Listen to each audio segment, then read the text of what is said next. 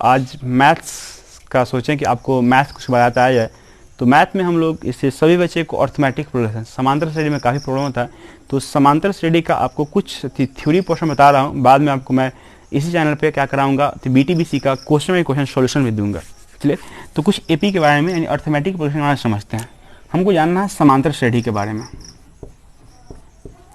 समांतर श्रेणी के बारे में ध्यान दीजिएगा।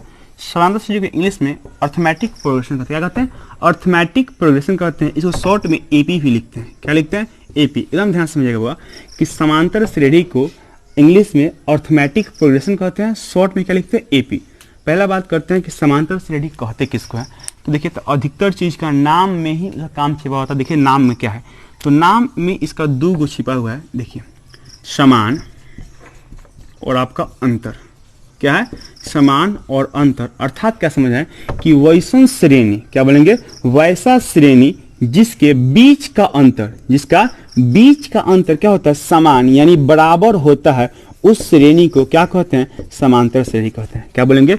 वैसा श्रेणी जिसके बीच का अंतर क्या होता है? बराबर होता है, उसे क्या कहते हैं? समांतर श्रेणी कहते हैं। आप चाहिएगा तो वीडियो को पॉज करके इसको लिख भी सकते हैं, आराम से लिख सकिएगा कि क्या लिखिएगा कि वैसा श्रेणी जिसके बीच का अंतर क्या होता है? बराबर होता है, उसे क्या कहते हैं? समांतर श्रेणी कहते हैं। कुछ एग्जाम्पल लेते हैं, जैसे देखिए एग्जाम्पल में आपका हो जाएगा 2, 4, 6, 8 ... अब बताइए अंतर का। देखिए सभी बच्चे कंफ्यूज रहते हैं कि अंतर और घटाव में कुछ अंतर होता है क्या? अंतर और घटाव, देख बउआ कि अंतर का मतलब ही माइनस ही होता है और घटाव का मतलब ही माइनस ही होता है। क्या बोले कि अंतर का मतलब ही माइनस ही होता है और घटाव का मतलब ही माइनस ही होता है। लेकिन ध्यान रखिएगा कि अंतर का मतलब होता है कि बड़का में से छोटका घटाएं। अंतर क्या होता है कि बड़का से छोटका घटाएंगे, और घटाव जिस तरीके से आपका दिया रहेगा वैसे हो जाएगा। ये देखिए और बात करेंगे 2 और 4 के बीच का अंतर। 2 और 4 के बीच का अंतर देखिए कितना है? 2 है। अगला पद देखिए 4 और 6 के बीच का अंतर कितना है? 2 है। फिर देखिए 6 और 8 के बीच के अंदर कितना है? 2 है।